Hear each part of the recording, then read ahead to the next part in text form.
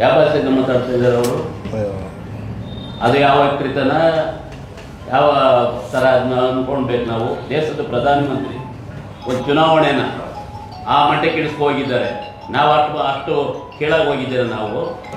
ಮತ್ತು ವಕ್ಸ್ ಬಗ್ಗೆ ನಾನು ಒಂದೆರಡು ಮಾತು ಮಾತಾಡ್ತೀನಿ. ಇವತ್ತು BJP ಸರ್ಕಾರ ಇದ್ದಾಗ ಎಲ್ಲ ಮೂಲ ಅವರೇನೆ. ವರ್ಕ್ಸ್ ಬಗ್ಗೆ ನೋಟಿಸ್ ಕೊಡಿಸಿದ್ದು ಅವರೇ. ಈಗ ದಿನವೂ ನಾವು ನೋಡ್ತಾ ಇದ್ದೀರಿ. ಇವತ್ತು ಅವರು ನಮಗಿನ ಹೆಚ್ಚಾಗಿ ಬೇರೆ ಕೊಟ್ಟಿದ್ದಾರೆ, ದುಡ್ಡು ಮಡಗಿದ್ರು. ಇಷ್ಟೆಲ್ಲ ಆಗಿನೂ ಹೋರಾಟ ಮಾಡೋರು ಯಾರು? ಅವರೇ.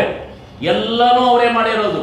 ಇದು ಒಂದೇ ಅಲ್ಲ, ಈ ಹಗರಣಗಳೇನಾಗಿತ್ತು ಅದ ವಾಲ್ಮೀಕಿದಿರ್ಬೋದು, ದೇವರಾಜ, ಅದು ಅದೇ ಥರನೇ ಎಲ್ಲ ಅವರ ಕಾಲದಲ್ಲಿ ಮಾಡಿ ಈಗ ಗೋಬೆ ಕೊಡಿಸೋದು ಕಾಂಗ್ರೆಸ್ ಮೇಲೆ. ಇದೇ ಪರಿಪಾಠ ಆಗಿದೆ. ಅವ್ರು ಒಂದು ಏಕತೆಗೆ ಒಂದು ಅಧ್ಯಕ್ಷನ ಒಂದು ವಿರೋಧ ಪಕ್ಷದ ನಾಯಕ ಮಾಡ್ಕೊಳಕ್ಕಾಗಿಲ್ಲ.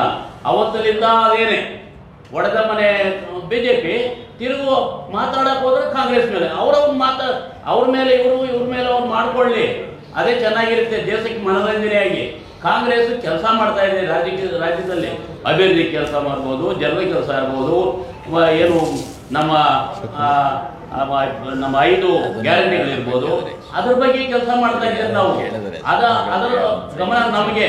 ಇವರು ದಾರಿ ತಪ್ಪಿಸ್ಲಿಕ್ಕೆ ದಿನಾಲೂ ಕಾಂಗ್ರೆಸ್ಸಿನ ಮೇಲೆ ದಾಳಿ ಮಾಡೋದು, ಬೇರೆ ಕಡೆ ತಿರುಗಿಸೋದು, ಇದನ್ನ ಮಾಡ್ತಾರೆ. ಅದು ಬಿಡಬೇಕು. ಅವ್ರ ಪಕ್ಷ ನಾವು ಸರಿ ಮಾಡೋಕೆ ಮೊದಲು ಮಾಡಬೇಡಿ. ಈ ಜನಕ್ಕೆ ಒಂದು ವಿರೋಧ ಪಕ್ಷವಾಗಿ ಚೆನ್ನಾಗಿ ಕೆಲಸ ಮಾಡೋದಕ್ಕೆ ಕಲೀಲಿ ಅವರು.